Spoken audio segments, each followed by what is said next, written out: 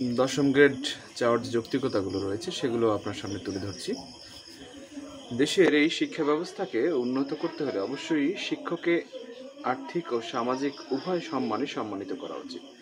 আমরা সাধারণত উন্নত দেশের কারিকুলাম ফলো করি, কিন্তু দেখা যায় যখন আমরা শিক্ষকদের বেতনের কথা আসে তখন আসলে উন্নত দেশের যে বেতন স্কেল বা বেতন গ্রেড সেগুলো আসলে ফলো করতে ওভাবে চাই না।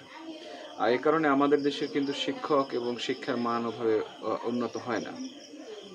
এবং শিক্ষকদের এই দৈন্যদশা দেখে কিন্তু অনেকেই মুচকি হাসেন। আমাদের দেশের মানুষরা অনেকেই বোঝাতে চান যে বিদ্যালয়ে আসলে তেমন কিছু পড়াশোনা হয় না বা এরকম কিছু, কিন্তু আসলে আমরা দেখেছি যে যখন করোনা মহামারীর সময় বিদ্যালয় বন্ধ ছিল তখন কিন্তু আমাদের দেশের মানুষজন বিদ্যালয় কবে খুলবে সে বিষয় নিয়ে খুব হাহুতাশ করেছেন।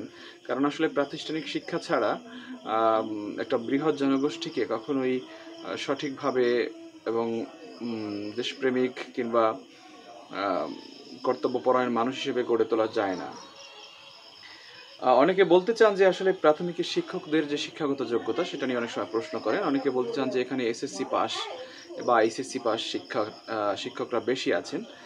তো এই বৃহৎ জনগোষ্ঠীকে কিভাবে তারা দশম গ্রেড দেবেন? আসলে আমরা যেই সরকারি তথ্য মতে, সরকারের যে প্রাথমিক শিক্ষার যে ওয়েবসাইট রয়েছে IPMIS, সেখানের তথ্য মতে আমরা দেখি যে প্রায় 3.5 লাখ শিক্ষক রয়েছেন। তাদের মধ্যে মাত্র 11,000 রয়েছেন এসএসসি সমমান পাশ করেছেন তারা। এবং এই যে শিক্ষকরা তারা অনেক বয়স্ক, তারা প্রায় অবসরের পথে। এবং এইচএসসি পাস কিছু শিক্ষক রয়েছেন, যেটা সংখ্যা হচ্ছে 50,000-এর মতো, যারা হচ্ছেন অনেকেই ডিগ্রি অর্জন করেছেন বা সার্টিফিকেট আপগ্রেড করেছেন, কিন্তু সেটা IPMS-এ জমা দেননি। এরকম অনেকে রয়েছেন, কারণ অনেকে শিক্ষকতা চাকরি পাওয়ার পরে পড়াশোনাটা কন্টিনিউ করেন। তো এখানে কিন্তু আরেকটা জিনিস ওনারা বলেন না, যারা এই সমালোচনাটা করেন, যে এখানে প্রায় 1,60,000-এর মতো রয়েছেন যারা মাস্টার্স পাস, এবং প্রায় 1 লাখের উপরে রয়েছেন যারা হচ্ছে স্নাতক পাস, যারা যেই ডিগ্রি পাস, এবং প্রায় 30,000-এর মতো রয়েছেন যারা অনার্স পাস। এবং মাস্টার যারা পাশ করেছেন তাদের মধ্যে থেকে কিন্তু মাস্টার্স পাশ করতে হলে অবশ্যই তাকে স্নাতক কিংবা ডিগ্রি যে কোনো একটা পাশ করেই মাস্টার্সটা পাশ করতে হয়। এটুকু আমাদের সাধারণ জনগণের অবশ্যই বোঝা উচিত, কিংবা যারা এটার বিরোধিতা করেন বা যারা নীতি নির্ধারক রয়েছেন তাদেরও এটা অবশ্যই বিবেচনায় আনা উচিত। এবং একইভাবে আপনারা বিভিন্ন মন্ত্রণালয় দেখবেন যে যারা অবশ্যই কোনো পদ ছোট নয়, কিন্তু দেখুন যারা ড্রাইভারের চাকরি করেন কিংবা তাদেরও কিন্তু গ্রেড অনেক জায়গায় দেখা যায় দশম গ্রেড রয়েছে।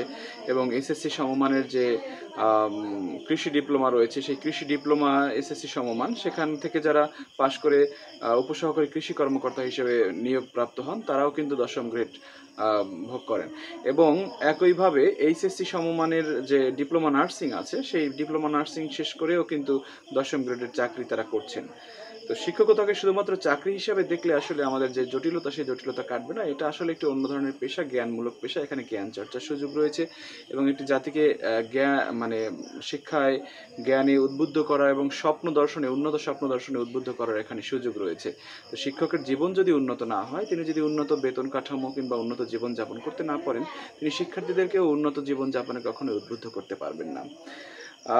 এবং আপনারা জানেন যে একই নিয়োগ যোগ্যতায় বর্তমানে প্রাথমিক শিক্ষা হিসেবে যারা জয়েন করছেন তাদেরকে অবশ্যই ছেলে মেয়ে বা নারী পুরুষ উভয়কেই স্নাতক পাস হতে হচ্ছে। এবং এই একই নিয়োগ যোগ্যতা যাদের রয়েছে, সেই SI বলেন কিংবা ইউপি সচিব বলেন, তারা কিন্তু দশম গ্রেড উপভোগ করছেন।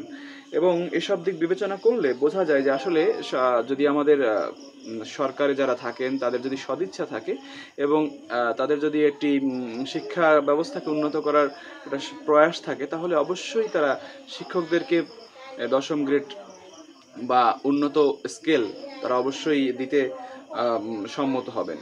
এবং এই ক্ষেত্রে আমি মনে করি শুধুমাত্র বৈষম্যহীন আচরণ এবং মানসিক যে কাঠামো, সেই কাঠামোতে পরিবর্তন আনলেই আমার মনে হয় শিক্ষকদের যে দশম গ্রেডের বাস্তবতা সেটা তারা উপলব্ধি করতে পারবেন।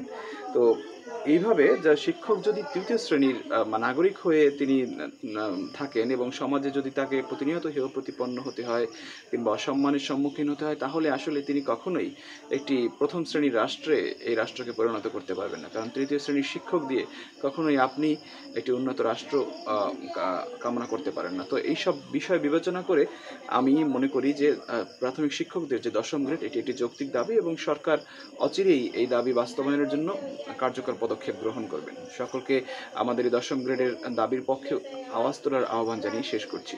ধন্যবাদ।